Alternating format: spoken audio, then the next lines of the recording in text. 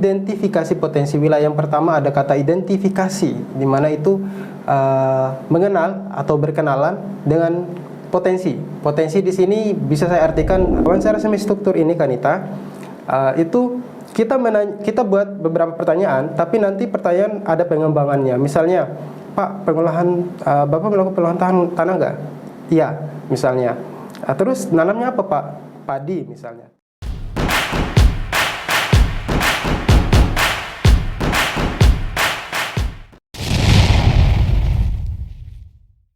Halo kawan baper, dimanapun Anda berada, selamat sore dan salam sehat untuk kita semua. Kembali lagi di podcastnya Balai Besar Pelatihan Peternakan Kupang. Hari ini kita akan omong tentang pertanian dan juga peternakan, yang tentunya akan memberikan teman-teman semua, kawan-kawan baper dimanapun Anda berada, informasi yang edukatif, inspiratif, dan juga inovasi. Dan hari ini kami sangat bersyukur karena kami diberikan kesempatan untuk bisa berada bersama-sama dengan keluarga besar Balai Pelatihan Peternakan Kupang untuk mengisi salah satu acara di dalam podcast hari ini.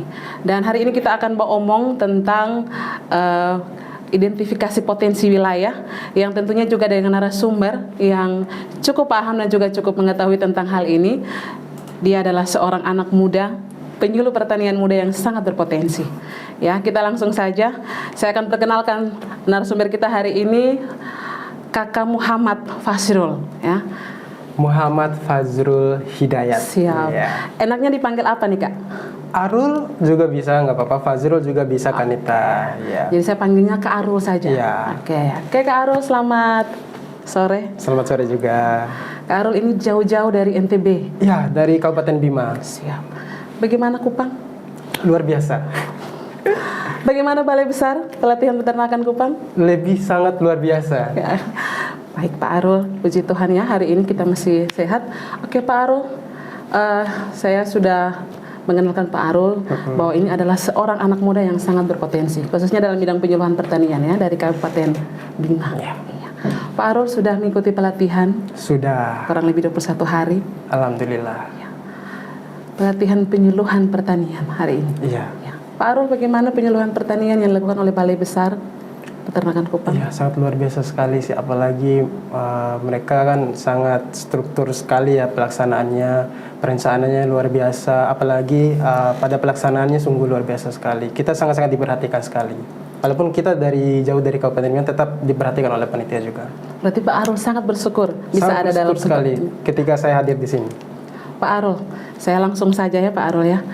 Dalam pelatihan kemarin Pak Arul, kita diberikan informasi, diajar tentang bagaimana seorang penyuluh itu harus mempersiapkan diri dengan baik. Betul. Ya, betul ya Pak Arul. Kalau saya tidak salah, ada satu materi Pak Arul, ada materi tentang IPW. Ya. Pak Arul, bagaimana pendapat Pak Arul tentang IPW? Apa sih sebenarnya IPW itu? Kenapa sih harus IPW? Gitu Pak Arul. Iya, sebenarnya kan mungkin masih banyak yang di luar sana ya, yang mungkin asing sekali dengan nama IPW ya. Saya juga dulunya kurang tahu ya apa nama IPW. Mungkin dari 100% saya 30% saja paham masalah identifikasi potensi wilayah ini. Sebenarnya selama saya belajar di BPP Kupang ini, saya diajari oleh WI bahwasanya adapun yang benang merah yang saya ambil ya, saya coba gali bahwasanya identifikasi potensi wilayah yang pertama ada kata identifikasi, di mana itu mengenal atau berkenalan dengan potensi. Potensi di sini bisa saya artikan bahwasanya keunggulan atau masalah yang ada di mana sebenarnya, ada di wilayah. Nah, wilayah ini berkaitan erat dengan wilayah binaan penyuluh pertanian. Jadi bisa kita ambil benang merahnya bahwasanya IPW atau identifikasi potensi wilayah ini yaitu kita berkenalan dengan keunggulan beserta masalah yang ada di wilayah kerja binaan kita sebenarnya. Jadi begitu Kanita, identifikasi yang saya rasa sangat-sangat penting sekali ya, perlu penyuluh pertanian perlu pahami sebenarnya Kanita. Oke. Kak Arul, ini pertanyaan lanjutan dari saya, Kak Arul. Kenapa sih seorang penyuluh pertanian itu harus menyusun atau melakukan IPW, Pak Arul? Melakukan IPW ya. Sebenarnya kan seperti yang saya jawab pada pertanyaan pertama, bahwa kita itu harus berkenalan dengan wilayah kerja binaan kita. berkaitan dengan kenapa harus melakukan IPW. Nanti outputnya itu sebenarnya ada di muaranya ada di ketika kita melakukan penyelenggaraan penyuluh pertanian. Misalnya nih kita tidak melakukan IPW, tidak melakukan IPW sama sekali di wilayah kerja binaan kita. Kita mau melakukan penyuluhan, sedangkan belum melakukan identifikasi potensi wilayah. Kita melakukan penyuluhan jagung misalnya, ternyata orang nanam dominannya nanamnya padi gitu kan. Makanya pentingnya dilakukan identifikasi potensi wilayah sehingga apa yang kita suluh atau melakukan penyuluhan itu sesuai dengan kebutuhannya petani. Jadi apa yang dibutuhkan oleh petani kita berikan melalui penyuluhan-penyuluhan, yaitu melalui identifikasi potensi wilayah itu, Kanita. Oke. Kawan Bapak dimanapun Anda berada, ternyata Pak Arul ini memang sudah 1 tahun ya, kurang lebih menjadi seorang penyuluh. Iya. Dan tentunya ketika sebelum melakukan diklat, Pak Arul juga sudah melakukan yang namanya IPW. Namun lebih lengkapnya, lebih jelasnya itu ketika ada di Balai Besar Pelatihan Peternakan Kupang. Pak Arul sedikit menjelaskan teknik-teknik yang dilakukan dalam kita melakukan IPW. Identifikasi ya. Ya, sebenarnya identifikasi potensi wilayah kita melakukan pendekatan melalui pendekatan PRA sih sebenarnya. Nah, PRA kan Participatory Rural Appraisal ya. Sebenarnya dari kata 3 di atas kita bisa ambil salah satu, yaitu participatory, yang dimana keikutsertaan masyarakat dalam melakukan pengembangan pembangunan di desa. Kita ikut sertakan masyarakat itu bukan sebagai objek, tapi kita jadikan mereka sebagai subjek untuk memberikan aspirasi-aspirasi kepada kita dalam sehingga nanti hasilnya itu program RKTP bisa itu kita buat melalui aspirasi mereka itu. Nah, gimana Pak Arul? Sulit dalam melakukan IPW? Sebenarnya tidak sulit sih sebenarnya. Adapun tekniknya itu Kanita, yang pertama ada teknik, sebenarnya banyak tekniknya. Ada tekniknya dan saya sebutkan 5 saja di sini. Yang pertama ada peta sumber daya, yang kedua ada peta transek, diagram Venn, kalender musim dan wawancara semi struktur. Nah, yang pertama ada peta sumber daya. Peta sumber daya ini menggambarkan hamparan sumber daya alam yang ada di desa tersebut. Sehingga kita tuh bisa melihat peta sumber daya, oh ini nih potensi yang ada di desa tersebut melalui peta sumber daya. Yang kedua ada peta transek. Sebenarnya peta transek ini lebih fokus lagi ya. Kita mengetahui peta sumber daya alamnya dan masalah-masalah yang ada di sistem pertanian di wilayah tersebut.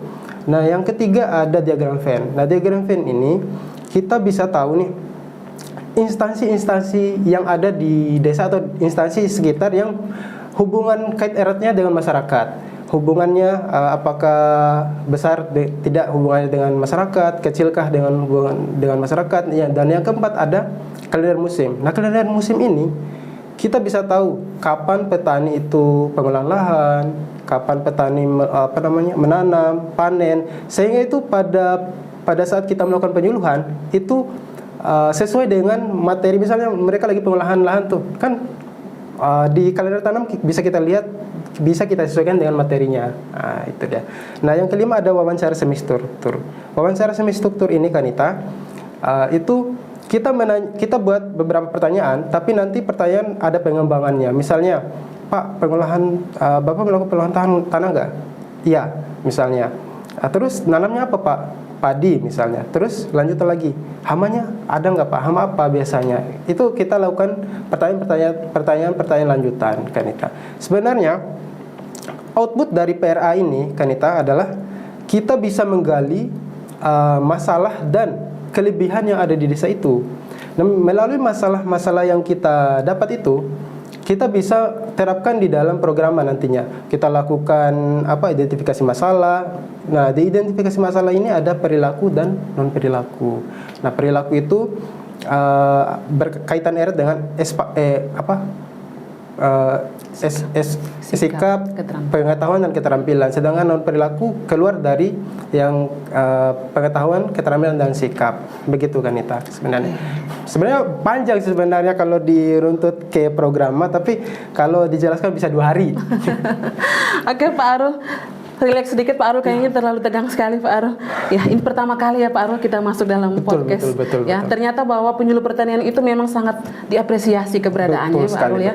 Karena kalau tidak ada penyuluh tentunya petani juga akan sedikit mengetahui informasi-informasi ya. Walaupun sebenarnya sekarang ini sudah banyak teknologi, tetapi kehadiran seorang penyuluh itu sebenarnya sangat diperlukan. Nah Pak Arul, menurut Pak Arul sendiri, IPW yang dilakukan kemarin di desa sama dengan materi yang hari ini kita terima di Balai Besar Pelatihan Peternakan? Sebenarnya sih apa yang before after kan ya. Kalau before itu ya sebenarnya kita pahamnya masalah IPW cuma 30% saja sebenarnya. Itu pun kalau kita tanya-tanya atau kita cari di internet atau belajar sendiri, kita sebenarnya belum tentu paham. Sebenarnya kalau masalah IPW, kalau sekarang, wah saya sudah siap sih kalau pulang langsung IPW gitu. Siap nih Pak Arul ya, ketika pulang ke Bima pasti IPW-nya akan lebih baik, supaya pasti. Bisa menjawab kebutuhan petani ya Pak Arul. Betul sekali. Dan tentunya Pak Arul kita juga membutuhkan partisipasi yang sangat besar dari masyarakat untuk segala hal dapat berjalan dengan baik.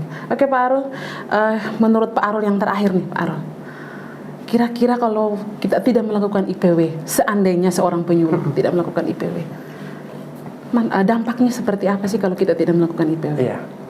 Sebenarnya kan IPW ini sebenarnya item support ya, maksudnya salah satu pendukung kita sebenarnya dalam melakukan atau penyelenggaraan penyuluh pertanian. Kalau tidak melakukan IPW sih sebenarnya nanti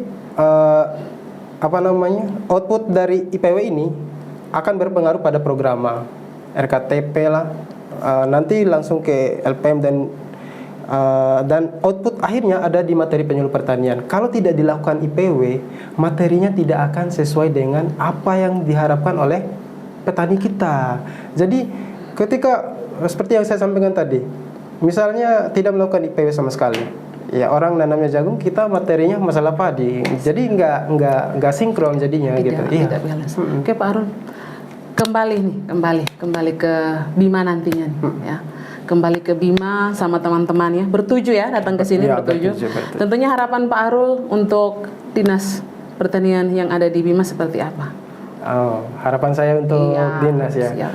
Yang pertama ya tetap beri support ke teman-teman penyuluh, karena saya yakin dan percaya bahwa penyuluh-penyuluh di lapangan itu sudah melakukan yang terbaik lah untuk petani. Jadi saya rasa penyuluh itu adalah orang-orang yang harus serba bisa, Pak. Harus serba bisa. Makanya saya berharap kepada bukan hanya di dinas ya, tapi pihak-pihak vertikal ke atas agar lebih memberikan support dan dukungan kepada lebih intinya kepada teman-teman yang belum melakukan pelatihan juga sih sebenarnya, agar mereka bisa merasakan pengetahuan yang saya rasakan ini loh, agar mereka juga tahu IPW itu apa dan lain sebagainya. Karena kita juga dari kemarin berharap ada pelatihan karena agar bisa mengeksekusi semua hal yang ada di lapangan itu seperti. Oke kawan Baper dimanapun Anda berada, sudah cukup panjang yang sudah kami bicarakan, dan ini pertama kalinya kami ada di podcast ini. Namun harapan kami tidak hanya pertama kali, tapi mungkin ada selanjutnya untuk kami. Baik Bapak Arul, saya panggilnya terakhir ya. Pak Arul, mungkin sedikit pesan dan kesan untuk khusus teman-teman penyuluh. Iya. Ini dari seorang penyuluh muda nih ya, dan khusus untuk teman-teman penyuluh, silahkan Pak Arul. Iya. Kalau berbicara masalah penyuluh berarti ini ya, berbicara masalah hati ke hati sih sebenarnya. Yang pertama saya apresiasi semua penyuluh yang ada di dimanapun berada, karena mereka mungkin ada yang belum tidur melakukan pekerjaan mereka harus turun lapangan, mereka harus buat RDKK dan lain sebagainya. Harapan saya tetap sehat, tetap semangat dalam pelaksanaan tugas. Saya tahu itu sulit sekali, jadi tetap semangat dan tetap luar biasa lah menjadi penyuluh. Tetap bangga jadi penyuluh pertanian. Oke, Kak Arul. Baik, kawan Baper dimanapun Anda berada, sudah cukup banyak yang hari ini kita bicarakan. Semoga apa yang kita bicarakan hari ini memberikan inspirasi, memberikan motivasi, dan tentunya sangat edukasi untuk teman-teman semua, khususnya untuk teman-teman penyuluh dimanapun Anda berada. Oke kawan Baper, jangan lupa ya untuk kita like, komen, dan juga subscribe ya di YouTube channel BBPP Kupang Media.